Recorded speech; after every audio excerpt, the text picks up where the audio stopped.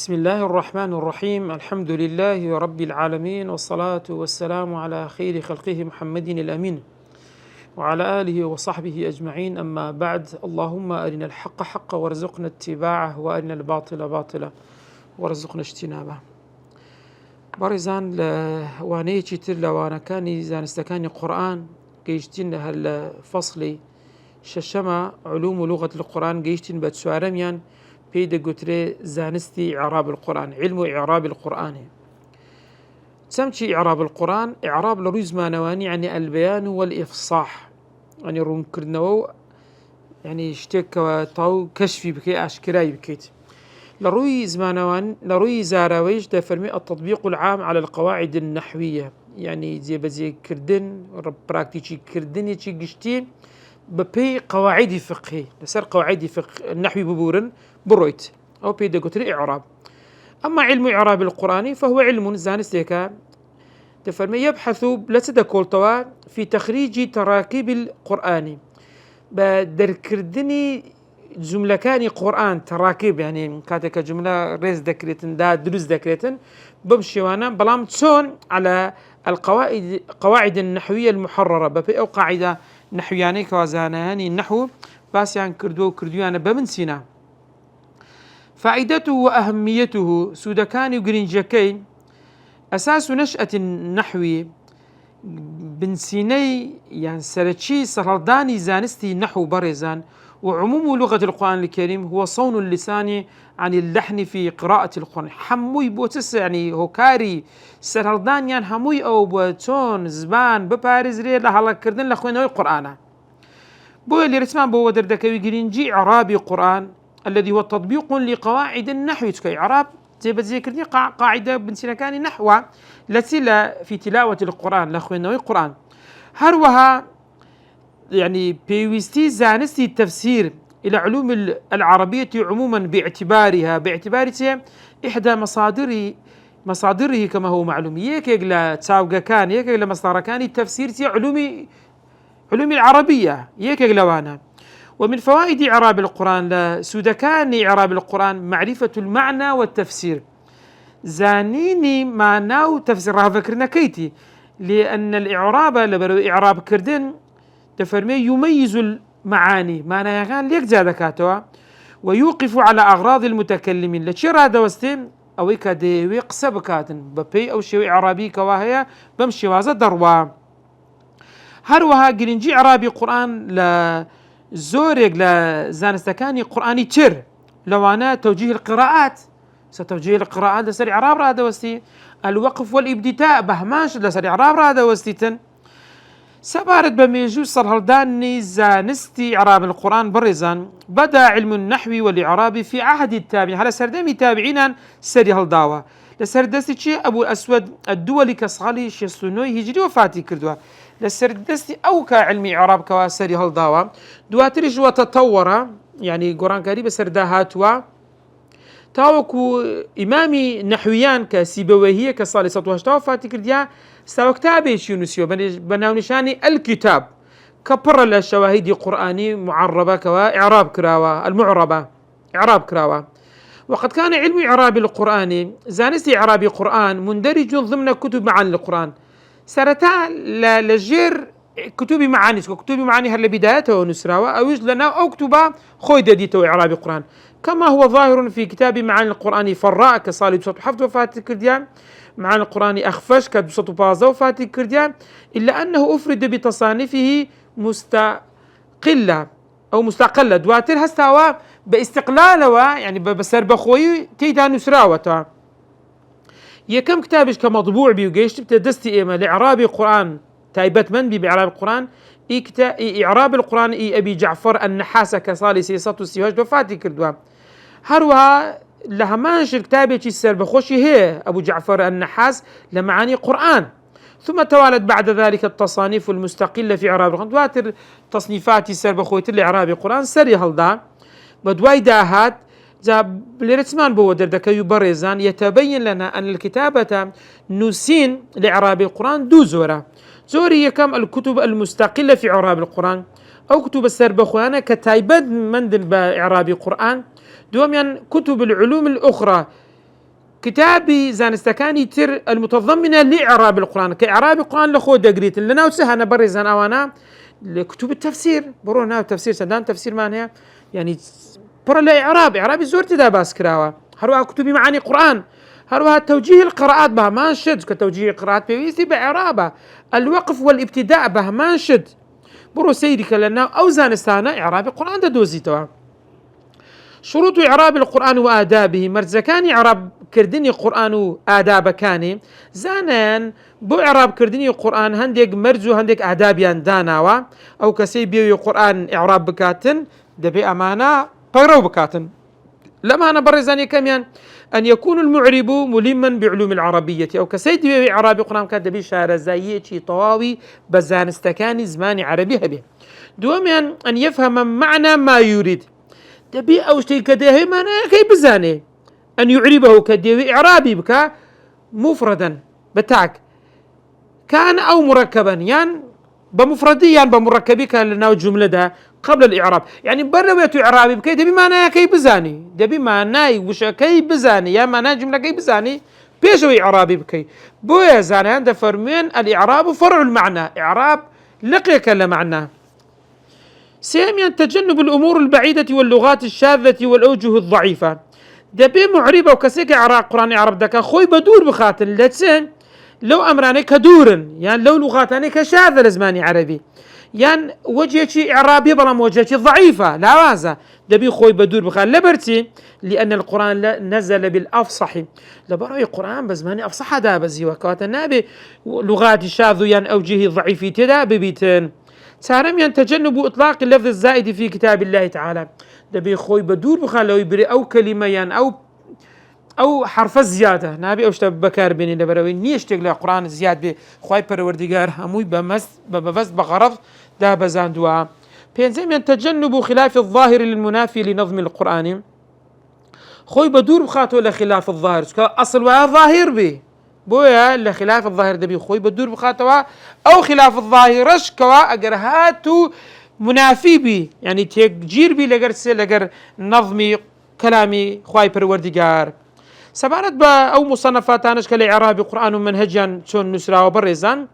كوا باس ما كرت قلت من دو زور نسينه بمستقلي زورش معناه لنا كتبي تفسير ومعاني وقراءات لو أنا خوي دوستوا تطانين بلين أما المصنفات أويك تايبت من دا بإعراب القرآن لو أنا وكوتي إعراب القرآن إي أبي جعفر النحاس يسطو سيوهاش وفاتي كرديا مشكل إعراب القرآن لمكي بن أبي طالب كتصار سطو سيوحفت وفاتي كرديا البيان سيميا في غريب إعراب القرآن لأبي البركات ابن الأنباري بين سطو حفت وفاتي كرديا سوارميا التبيان في إعراب القرآن لأبي البقاء العكبري كصالي شصة شازة وفاتي كرديا بين زميا الضر المصون في علوم الكتاب المكنوني كالسمين الحلبي كصالح حفصته بنزاش وفاتي كرديا عنوان كتابك واز ذكي علوم قرآن بلام تفسيره أوا بلام ما شاء الله تفسيرك كسيري ذكي بس إعرابه خدا خير ابن سكا خزمته شي زور ساچي لمبواره كردوا وسبارد لو مصنفة معاصرة كان هاو سردمي خوشمان بريزان كاو تطاني بين الششمان إعراب القرآن وبيانه لمحي الدين درويش كصالي 1903 هجري وفاتي كرديا سبارت باتجاهات ومناهجا لإعراب يا برزان هنديك اقتصر على إعراب المشكلة يعني هستانا بس أواني أو كلماني كوا إعرابيان يعني سن إعرابي وسن ماناي جواز هي أوي كردوا لو أنا مكي بن أبي طالب أو منهج بيرو كردوا هشا هستاوت سن صورتي هنا وإعرابي كردوا كابن خالويه صالي سياسة حفتاه وفاتي كرديا كتابي هي بنابي إعراب 30 سورة من القرآن الكريم سي سورة هنا إعرابي كرديا هشا أنا إعرابي كامل قرآني كردوا بلام توسعين كرديا بفراواني نسوتناو وكو إمامي عكبري هروها هشا أنا منهجي استقصاء كرديا وتفصيل يعني هندك شوين يعني هنا وبتفصيل على سارة رويشتون إعراب جميع الآيات القرآن وكلماتي مع بيان معانيشان هنا وتقوروا أو الشيء السمين الحلبي يعني هستا وهرهم نارم هر تفسير كما شاء الله بلام بر الإعراب سبارد بكتوبي معاني تقول أنا كتوبي معانيش إعرابها هي لو أنا معاني القرآن للفراء باس ما كرد معاني القرآن للأخفش معاني القرآن وإعرابه للزجاج سبارت با اما كتب التفسير بلام سبارت بكتب التفسير آيات شون شون يعني الاعرابيان باس كردو شون اعرابيان كردو لو كتابه كان يخوان التفسير كان سيده كان سن منهجيتك سن شوازك لو انا ما لم يعتني بمسائل النحويه الا ما ندر جرينجي ندى بمسائل النحويه هز تفسيرك سن شوين اجنبي كان لو انا امامي ابن كثير تفسيرك خويدا دوميان جرينجي باعراب ده بشويتي كبير لكنه اختصر بلام زياتر تشندري او اعرابي ككاريجري سر معناها يعني بوشي واعرابه او معناه داته بوشي ومعناه يشتري داته اوش كامامي طباري للتفسير كي خوي كواكردوتي دطوانين برين لكتب اوائل تفسير داد اندري سوارد باعرابه كواق سيتدا كردوا سيميان ما كان مشحونا بالاعارب والمسائل النحويه بري كردوا الاعراب همو مساله نحويه كان يتدا باس كردوا وحتى اختلاف الاوجه الاعرابيه شي باس كردوا يعني خريكه دري مسائل نحويه كانوا اعرابي كان ظالبه بسر تفسيرها لو انا شان ابن حيان الاندلسي ككتابه تفسيره شي بناوي البحر المحيط في التفسير منهج شان بريزان ولا شك ان منهج الاولى هو الاختصار منهجي بيش هموشتك إنسان قبيه بي ريبكا بيوسع الاقتصار على الإعراب على ما كان له أثر في بيان معنى الآيات يعني تنها إعرابي أو شنان بكري كما ناي دقوريتن أو قرين قال تفسيره باز بكري أقرنا كتبي ترهي خاصة بزماني عربي سبارت بعرابة قينا بالي ويتسلكري بابكري بلام سبارت بتفسير بالنم رواد درنسي باشترا لو أنا بون منا لسوري بقرة لآياتي ستدو ما أمان هي لو آياتي ولكن الشياطين كفروا يعلمون الناس السحر وما أنزل على الملكين ببابل هاروت وماروت بريزان ما وما أنزل أو ما يكلرا هاتوا باب زان سمانا هي فإن كانت نافية أقرب ما النافية هات بيتن ما نيتسلد يعني يعلمون الناس السحر الشيطان كان خلشان في السحر ذكرت ولم ينزل على الملكين شيء من السحر بلام هيج تيك بسر او دو ملائكتك هاروت وماروت سحر بسوان دانا بزيوا اگر ما كمان بماي نافيه ليك داوا وان كانت موصوله ادي اگر بماي موصوله من ليك داوا فالمعنى سيده يعني يعلمون الناس السحر خرشان فير السحر ذكر شيطان كان والذي انزل على الملكين ببابل هاروت وماروت واوش كدا بزيو بسرها دو ملائكة كان كهاروت وماروت من لبابل اوان السحريان بسر دا بزيوا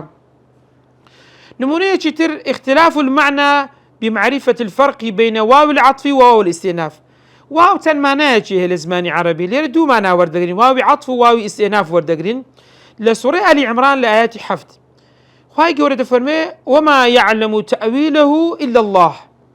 والراسخون في العلم وشيء والراسخون واو عاطفيا استئنافيا فإن كانت عاطفة أجر أو عاطفة به فالمعنى وما يعلم تأويله إلا الله والراسخون في العلم يعلمونه أيضا أجب عاطف لما داوا يعني معنى أشتانا كزنا زاني إخوانا به راسخون به لعلمه أديك هاتو بواوي استئنافي يعني سرتاي دس بي كردن بو معناه به معناه كيت سلدي ما يعلم حقيقة ما يؤول إليه إلا الله وحده وأما الراسخون في العلم فيقولون آمنا به أو كاتي ويلدي معناه كلمات كان أصل كلمات ها خواد زاني بلام راسخون في العلم أو زاناني كواشار زان لزان استهايات ضلين إما بس باورمان بيه قسيلنا كاين ذاك وتأجر بواوي عطف هاد معناه هي بواوي استئنافات معناه تر تبخشيتن وتسنمونية ترج برزان لسر التطبيق لإعرابها لسورة فاتحة كالكتاب التبيان في إعراب القرآن هاتوا بون منا الحمد لله رب العالمين جمهور زانان وخاصة قراء لسر الحمد برفع الحمد بالابتداء كمبتدا لسرتها وأروها لله جار مجرور كتبت خبر أو لامي المتعلقة بالمحذوف أي واجب يعني الحمد واجب لنا لله أي واجب أو ثابت هروها دشخندريته الحمد بالنصب بفتح الدال على أنه مصدر فعل محذوف أو يعني أحمد الحمد بلام كاميان أجود ترى رفع كيان لبرتي تفرمين لأن فيه عموما في المعنى كمان جيري تداهيا هروها بكسرش خوندراتوا الحمد لله سكاتك بكسرات دفرمون أجر هاتو حمدي من اتباع كده بو كسري دواي خوي يعني اتباعا للكسرة اللامي هروكو ضلن المعيرة والرغيف تمشى بخوي المعيرة يعني المعيرة لبرو عينك كسرير مما كشان كسرك كرديام بخوي الرغيفة بس لبرو غاك كسرير غينك كسرير رأك شان لبر غاك كسرير كرديا كسرك كردوا بلا ما قادر من أزور قراءة ضعيفة لا وازة لأن فيه اتباع الإعراب البناء سكولير إعراب من بدواي بناء بدواي بيكاتي كلمة كذا بردوا وفي هذا إبطال للإعراب وجه إبطال إعراب دكاتن هروها ويقرأ بضم الدال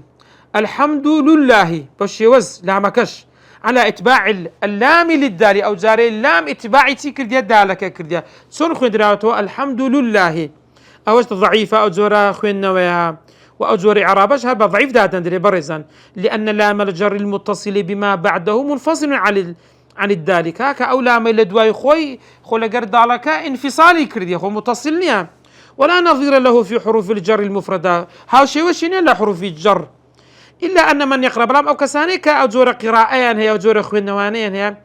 ستكن فرار دكان لا من الخروج من الضم إلى الكسر لضم دسنا كسر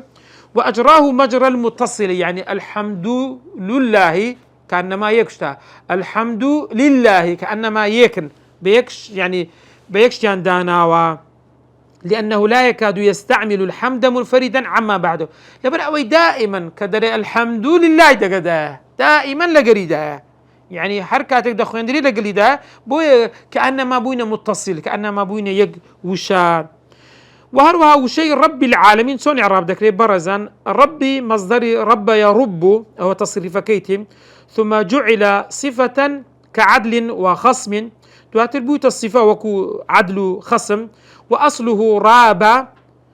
جره على الصفة أو البدل أتدري الحمد لله ربي لبروي صفي الله أي الله ديرا لفظك برنك وكسري لجيرا بو ليرا ين بدل الله لرب همان شد وقرئ بالنصب على إضمار أعني يعني رب العالمين يعني أعني رب هروها قيل شيء دري على النداء يعني يا رب وقراءته وقرئ بالرفع رب على إضماره هو يعني هو رب العالمين وشيء عالمين جمع شيء تصحيحة يعني تكسيرنيا تاكاكي عالمش ناوي كلبوها مو كويك بكار ديتن وتاتشين اللفظ خويدا واشتقاق لسور جراوة أصلا كي العلم ورجراوة عندما نخص العالم بمن يعقل لك أو كساني كتن بمعنى عاقلية غير عقل كان مشمول نيا هندك درنا لا العلامة ورجراوة أو أجرهاتو عمومي كان غير عاقليش داخل كين هاروها الرحمن الرحيم بهرسي نوع دخلنا الرحمن الرحيم أو كأصلا كي كبكسرها الرحمن الرحيم بنصب الرحمن الرحيم بضم ولكل قرئ على ما ذكرنا في الرب لبرئ صفات الرب شون خندراوا او نجبها مانشد دخوين دابو امجد الرب هرسي قراءة هرسي حالي اعرابي من كوا باسكير زانستي تشتل زانستكاني لغة قرآن بريزان بينزما خامسا علم بلاغة القرآن سمشي بلاغة ديار الرز معنواني بمعنى الفصاحة وأصل بلغ الوصول إلى شيء يعني جيشتن بشتك ويمدح بها الفصيح اللسان دائما فصيح اللسان بيدا مدح ذكر لأنه يبلغ بها ما يريد أو يديه بيدقاتن لروي زاراويش البلاغة في الكلام مطابقة لمقتضى الحال يعني تون بيستبع شي وقصب كي كسي كتينا ده بتفصيلي ببدي كسي كزانا باختصار بإجازة وقصيلة قردكي أو بيدا قلت مقتضى الحال والبلاغة القرآنية سيادي برزا مطابقة القرآن للمقتضى الحالي غاية المطابقة أمام مطابقي قرآن لبو مقتضى حال خوي بروردگار خطابي لقر شيء كردوا لقر إنسو جن كردوا يا أيها الناس يعني كذا خطابك لبو جن شام دين سير ذكين مقتضي حال بهمان شوي كسكان قصي لقال كردونا بأتم ما يكون من البيان بتسعكترين شوي لبيان أخوائك بروردقار هنا يتيم. نشأت البلاغة القرآنية سرهرداني بلاغي قرآن بريزان أساسي سرهرداني علمي بلاغة قرآن، يعني قرآن هو كاري سرهرداني زانستي بلاغيها هروكو لمبحثي إعجاز القرآن اللي باس مان كرد سكو قوتمان وجه إعجاز القرآن وجه راجح تي بريزان قوتمان أوي كوا بيانو فصاحة وبلاغتها كاللغة بلاغة أسلوبك باس مان كير بو زانيان هستاون بو دراسة كردني قرآن وستان لسر أو شويناني كالإعجازي قرآن بو عرب كخواي پروردگار تيدا تحداي كردونو لروي اتيان بمثله لروي بلاغي ألفاظ لروي بيانوا لروي تعابير يعني دقة ورديد التعبير كان هروها جملة كاني بتن شوي جوان هنا ويتوا هروها مقصد لروي قصدوا معناها كمطابق بلا بو قصدكي متكلم كپروردگارا این زلوی بلاغه سری هل دبو زانن که هستا اون گرینجی زوریان پیدا و بداياتي مسألة كانش ديارك ولا كتب معاني وغريب وإعجاز برو بقرا بي لويد الدوز جواب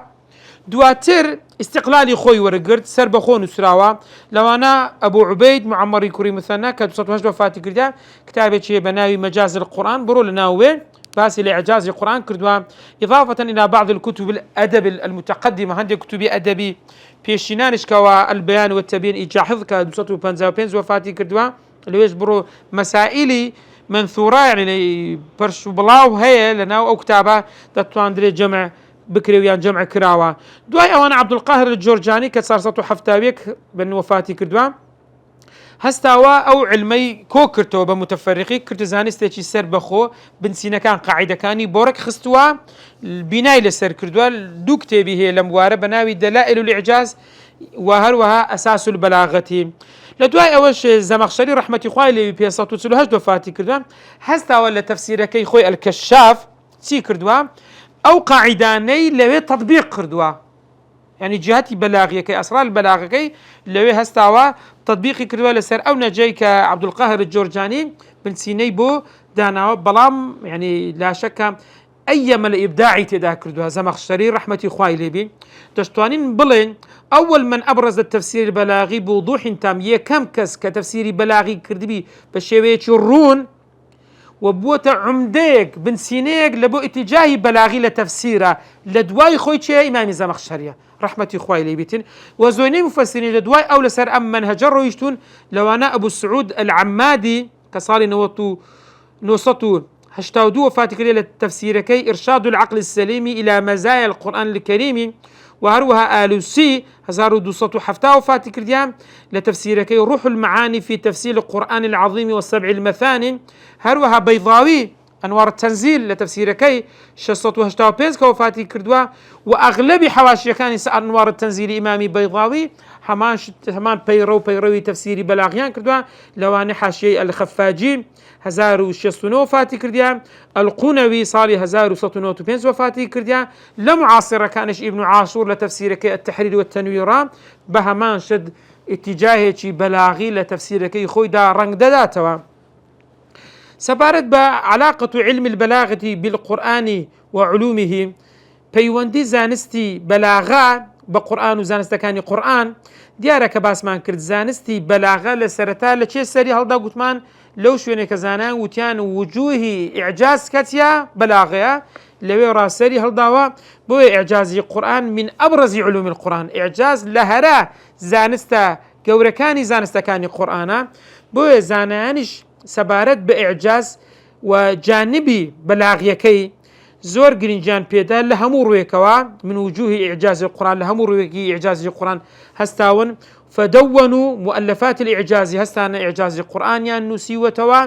ملحوظاتهم وآرائهم وأفكارهم البلاغية سيان نسيا بوتونا كان يان فكرة كاني بلاغي تدا آماجيان بيكردوا تاوكو دواتر أصبحت معظم الكتب المؤلفة في إعجاز القرآن مصادر بلاغية دطوانين برين الزوبر أو كتاباني كتأليف كراو لإعجاز القرآن مصدر بلاغينا ثم صار البلاغيون تفرمي يؤلفون مؤلفاتهم البلاغية هستا والمؤلفات البلاغيان تدا تأليفها كردوا بوتا بوسيليك يعني ئامرازێک بۆ تێگەیشتنی ئیعجازی قورآن لەوانە دلائل الإعجاز كي عبد القاهر الجورجانية وهروها ومن ثم تكونت علم البلاغة وقواعدها دواتر علمي بلاغة وقاعدة كاني تكوين بو دروسكرا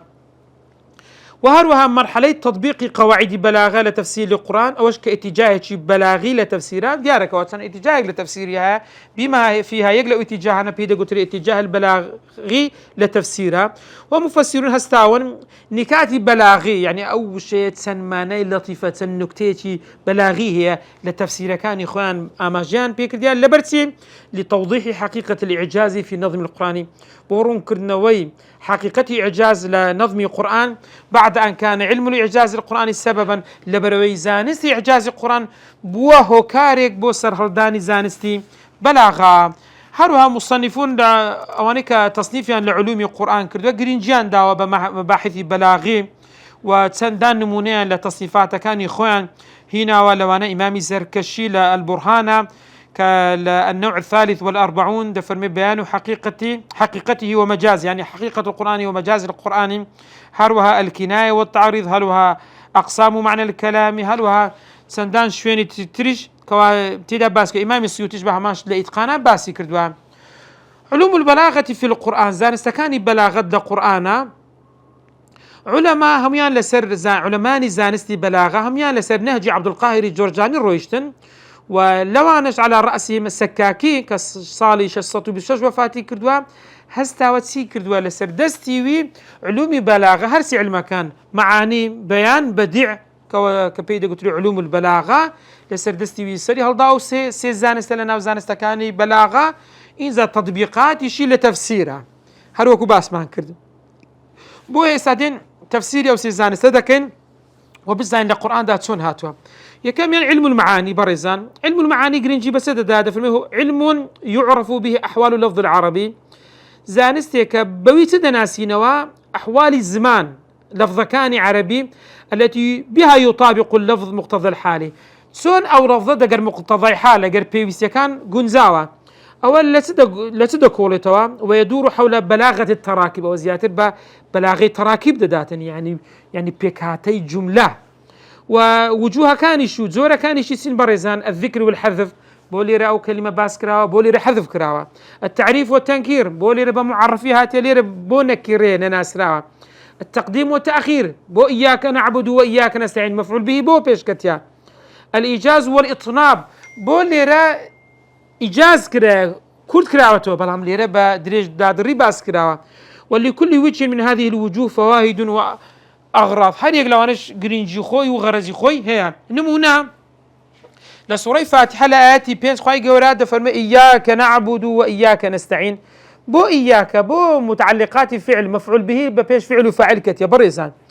يارا إياك ببيش فعل وفاعل كتيا كإياك مفعول به يا خوي أصل ويا فعل فاعل مفعول به بس إذا مفعول به ببيش فعل وفاعل كتوا للضرين كاكا أو تقديما معناه اختصاص دقيني يعني تي إياك نعبد يعني تنها تودا برستين إياك نستعين تنها داوي يرمتي لتودا كين تايبت من الدكين بعبادة كسيتر نابرستين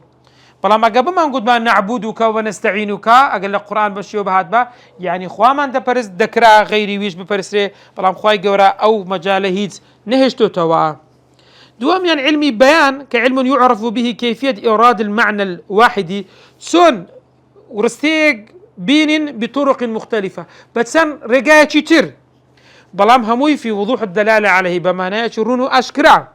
ومن أبرز وجوهه وأساليبه أو كالتشبيه ومجازه استعارة ترى القرآن تشبيه وضرب الأمثال زور هاتوا هموش بوت سياب أو زياتر كاري قريها بلسر كسكان ومعناها كان شي زور بروني بدر بكويتن بو جرينجي أما برزان مزانين سونا خواي قرد فرمي فما لهم عن التذكيرة معرضين سياوانا بو سبرت بتذكيرة بقرآن بشتيان تيكردوا وكتوانا كأنهم حمر مستنفرة أوانا حشاكم وكو جدريجي برشبلاوان هلاتوان فرت من قسورة هلاتون قسورة يعني أسد يعني هەر بێن لە شێر چۆن حاشاکم کۆمەڵێک گوێ درێژ کاتێک کە شێریان لێ بەدەردەکەوی هەر یەکە بۆ لایەکەوە هەردێتن دەفەرمی ئەوانە بۆ دەکەن یعنی بۆ پشتیان دەم قورئانە کردووە وەری ناگرن لێرە کە ئەنەهوم تەشبیهی تێدایە کە ئەوەش زۆرێکە لە جۆرەکانی علمی بەیانە. برزان هلا سبارت ففي هذه الآية تمثيل وشي تمثيل كعد شون خوي يقول التمثيلي بون منا حلاطني أواني اللي بشت قرآن ده كان وكو حاشاكم جيد ريش كاتيك الشير دبينن خوي يقول النمونيان بوشي وازد دين توا بويا دفرمي لا يخلو من سخرية لاذعة من حال هؤلاء المعاندين المعرضين عن الهدى بس لو سخرية لو شيويك أو خوي پروردگار تمثيلي كردون بتسي بجويد ريش وكو أو كسانك كبش ده قرآن ده كان هەردێن لە هودا کە قورئانە بۆیە باز لە هەڵاتنەکەیان دەکاتن وەکو چێ وەکو جێدرێژی هەڵاتوو کاتێک کە چاویان بە چ دەکەوێتن چاویان بە شێر دەکەویتن. زانستی سێم لە علم البديع بەڕێزان وعلم تعرف به ئەو زانستەیە گرنگی بەچدا وجوه تحسين الكلام يعني جوانکردنی جملە ڕستا بەڵام لەسەر ئەساسی مانا نەبی کاریگەری لەسەر مانا هەبێ نەخێر بەڵکو بعد الرعاية تطبيقه على مقتضى الحال وفصاحته باش ئەوەی کەوا بگونجێ لەگەر حالی مخاطب ئەو کەسێک کە قسە لەگەردکێ وفصاحتیشی لە ڕووی فەساحەت و بەیان و ڕوونی مانایەکانی. زانستی علمی بەدیع چەند فەنێک لە خۆی دەگری بەڕێزان لەوانە الطباق ئێستا کە نمونەی دێین و باسی دەکەین مقابلەش بە هەماشت هەر زۆرێکە لە طباق بەڵام زیاتر لە مانایەک یعنی چەندان کەلیمە ئەگەر هات و دژ بە یەک بن ئەو پێی دەگوترێ مقابلەیکردنی ئەوە بەوە. جیناس بەڕێزان مەسەلەی جیناس ئەوەیە دەبینێت و خوای گەورە باسی وشەیەک دەکات مەسکوت دوو جۆر جیناسی تاممان هەیە جیناسی ناقسمان هەیە. جیناسی تام ئەوەیە لە ڕووی پیتەکان نوعی پیتەکان تەرتیبی پیتەکان ژمارەی پیتەکان حرەکات و بینایی دەبێت هەموو وەکو یەک بێ ئەو پێی دەگوترێت جیناسی تام و هەروەها جیناسی ناقسە گەر هات و خاڵێک لەم خاڵات تێدا نەهاتە دی. مشاکلە ئەوەیە دەبینی خوای گەورە دەفەرمێ فمن اعتدى عليكم فاعتدوا عليه بمثل ما اعتدى عليكم کەسێک ئەگەر ستەمی لێکردن ئێوە ستەمی لێ بکەن یاخر ناکرێت ستەمە بەڵام سیستەمی دوم کە دەرێ فاعتدوا عليه دەرەن مشاکلەیە یعنی لەسەر شکلی یەکەمەوە هاتووە ئەگەر نا تعداکردنەوە هەر لە شەرعا جائز نییە. نمونة طباقش لسورة آل عمران كخواي جورد فرمي وشي الطباق والجمع بين معنيين متضادين يعني دوشت بيني كبيتسواني يك لقال يكا كويكيتو لنا يك آيات خواي جورد فرمي قل اللهم مالك الملك تؤتي الملك من تشاء تؤتي يعني بيانددا وتنزع الملك ممن تشاء يعني ليه عندسين توا وتعز من تشاء بهيز عزيز عندكاتن وتذل من تشاء ذليل ملكتيان دكاتن بويا كسير كان طباق لرسها بين الإيتاء والنزع بيدان ليس النواه بين الإعزاز والإذلال بهز كردن ده صلاة بيدان زليلو بيدس كردن زا أمانة همولا لو تصريفاتاني كخداي پروردگار كخوي قدير وخوي بطوانه هموش بحكمة شي رباني كپروردگار للقرآن ده هموي هنا وباسي كردوا ديارة كوا فالخلق السواسية أمام قدرة الله همو خلق وكو يقوى سوارد بقدرة بخوي پروردگار كسيان لپيش كس دانيا بوي خوي جورا كامر ده صلاة يخويها سيبه بمشيوا زي بزيدك كواتا ولا فرق في الانصياع لأمرها هيج جوازينية بو ملكتي كردن لبو فرمانا كانت تسمى ملك بيتن تغيري ملك بيتن ليركو تاي بيدينين إن شاء الله درسي دهاتو دسينا سر زانستي تركش الشمع وصلى الله على سيدنا محمد وعلى آله وصحبه وسلم.